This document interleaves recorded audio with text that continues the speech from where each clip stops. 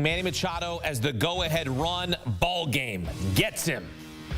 How about that? On his 39th pitch in relief. Blake Trinan, we were asking, why is he still in there? Well, he's in there to get a strikeout. That's what he got. Sets down Manny Machado to give the Dodgers a 7-5 lead, and LA feeling fortunate after Yoshinobu Yamamoto in his playoff debut, 3 innings, 5 runs. Dylan Cease wasn't any better. 3 1/3, 5 runs. Dodgers were down 3-0. Shohei Ohtani in his first postseason. It's a 3-run homer to tie it. And it's the bullpen for the Dodgers. Stop me if you've heard this before. I guess I could stop, but the bullpen pitched 6 scoreless innings, allowed just 2 hits for LA. It's the recipe for success. You have a good bullpen, probably going to win in the postseason. You know who else once won in the postseason? David Samson with the Miami Marlins. At the time, they were the Florida Marlins in 2003. And David, this bullpen, 6 scoreless, 2 hits. You got to tip your hat to Dave Roberts, the way that he deployed his guys after a rough outing from Yamamoto. It's going to have to be their formula throughout this postseason, because we talked about their starting pitching heading into this series. And he was going to go with Flaherty, switched it to Yamamoto. We knew we weren't going to get length out of him, but we thought we'd get a little better quality. He gives up the 5 runs, but the Dodgers offense, obviously with Ohtani's huge 3-run home run, but they were able to answer each time the Padres took the lead. The Dodgers were able to answer. And then when you can go back to back to back to back with your bullpen guys, that's going to be helpful. But now tomorrow, Flaherty's got to really help out, because they are playing back-to-back games.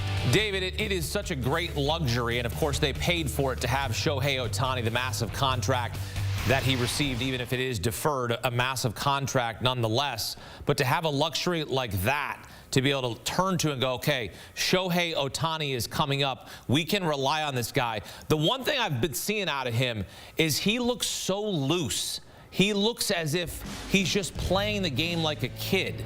Like, he's not tense. The bat flip right there. I mean, we didn't see that early in the season, David. My guess is that if you asked him what is more stressful, the playoffs in Major League Baseball or pitching for Japan in the World Baseball Classic, my guess he'd answer the World Baseball Classic, because he looks at MLB playoffs. He wants to get a ring. Don't get me wrong. But instead of having an entire country, he's thinking about a team and a city. But he went into this game, and you're right, he was so loose. You could look at his eyes, and that bat flip. I want to talk about that for a minute, the way he threw the bat. He doesn't show up opposing team pitchers. He is extremely respectful of his opponent, respectful of the game. But this bat flip was, listen, I'm in the playoffs now, and I'm really good. And it was almost like a relief after all these years with the Angels, toiling in mediocrity and general malaise and losing. He gets to be in October in the spotlight, and look what he did, and that was early in the game. He created his own club this season. He created his own club. We never saw a 50-50 season. 54 homers, 59 stolen bases. By the way, Mookie Betts and Freddie Freeman have already outdone themselves in Game 1 here. Remember, they went 1 for 21 combined in the sweep against the Diamondbacks. They went a combined 2 for 7 here in Game 1, which is really important to get it going for both of those guys behind Ohtani. No question. And Mookie had a bunch of walks, and Freddie Freeman was not going to be in the lineup with his ankle, and he ended up in the lineup. And I will tell you, when they do what they did, but also get the help from the bottom of the order, I think the bottom of the order may have had 5 hits. And when they're on base, it just makes the Dodgers lineup impossible to get through.